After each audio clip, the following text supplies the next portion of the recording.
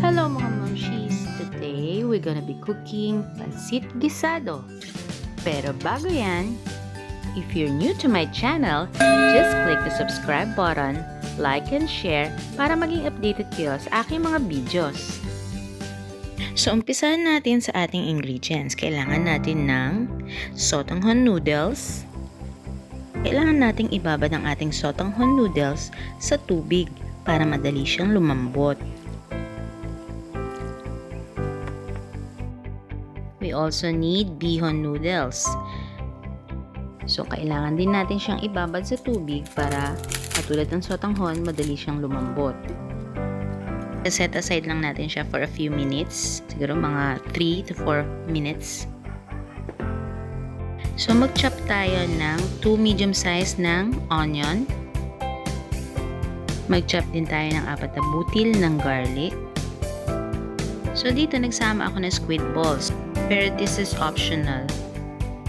Pwede nyo ring i-substitute ang kikiam or chicken balls. Maglalahok din ako ng bagu beans at carrots. So, kung ano yung desired na gulay na gusto ninyo, pwede nyo ilagay sa pansit guisado. Mas maraming gulay, mas masarap. We also need 1 cup shrimp.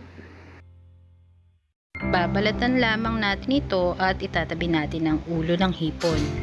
Doon sa hiniwalay nating head part, kailangan natin lagyan ng tubig, dikdikin natin para lumabas ang katas at gagawin natin itong shrimp broth. So, to start off sa ating pagigisa, kailangan natin isang malinis na pan at painitin natin. Lagyan ng kaunting mantika. So, hintayin lang natin uminit ang ating kawali.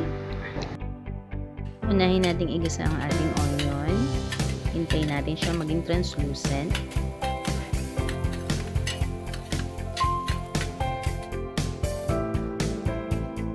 Then, isunod natin ang ating garlic or bawang. So, hayanan lang natin maging golden brown ang ating garlic. Pero huwag natin hayaan masunog dahil mapait po ito. Kapag nagisa na natin ang ating bawang at sibuyas, ilalagay na natin ang ating pork liempo strips. So, bagyan natin iintayin ang kanyang pagiging golden brown. After that, maglalagay tayo ng 1 cup water para mas maging malambot ang ating pork liempo. Hayaan natin siyang mag-simmer for a few minutes. Pag kumulo na siya ng ilang minuto, tatanggalin natin yung sabaw at isa-save natin siya for later use. After that, i-continue lang natin ang pagsusutay sa ating pork liempo.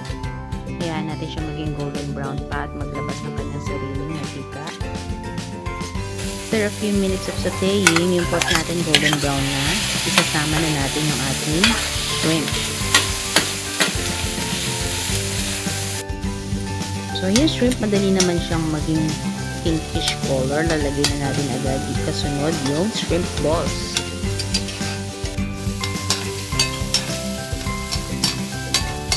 Ayan, after natin mag-isa, ilalagay na natin ang ating gulay. So, isasama na natin yung ating gulay na carrots at saka bagu beans. Kung meron kayong repolyo, pwede din pong idagdag. So, pagluluto ng gulay, lagi natin tatandaan na dapat yung texture niya is crispy pa rin at hindi soggy.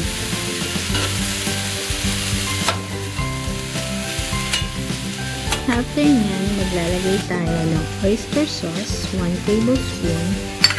Ihalo natin sa ating ginisang gulay.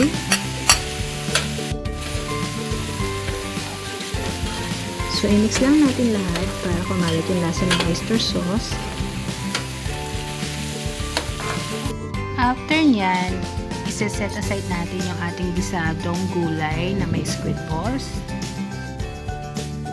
So, dun sa same pan na ginamit natin sa ating paggisa, ilalagay natin yung ating pork broth or yung ating pinagpakuluan ng ating pork liempo.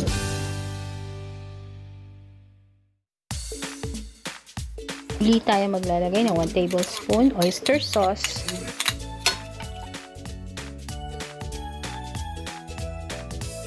Magpiga tayo ng 4 na pirasong kalamansi. Strain natin para yung buto hindi masama sa ating kaldo. Kung magpapansin nyo, kakaunti lang yung ating pork broth. So magdadagdag tayo ng 1 cup water.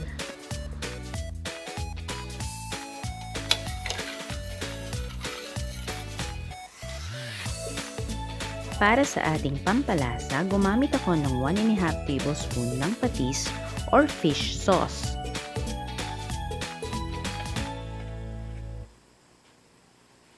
Budburan natin ng ground black pepper.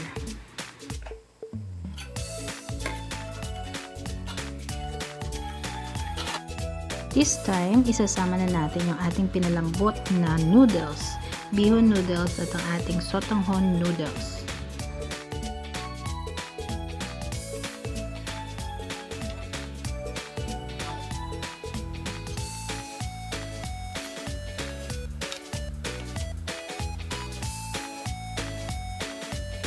So yan, tinatry ko lang na paghiwa-hiwalayin yung ating noodles para mas madali siyang maluto. So after nyan, hahayaan natin lumambot ang ating noodles. Let it simmer for a few minutes at tatakloban natin ang ating pan.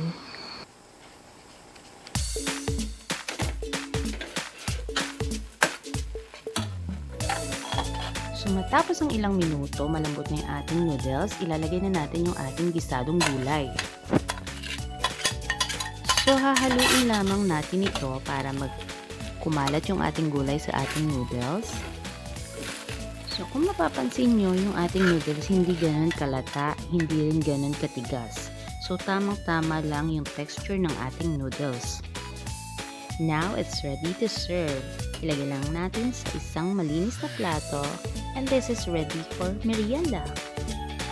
Ito na ang isa sa pinakapaboritong merienda ng mga Pilipino, Pansit Guisado. Thanks for watching! Enjoy!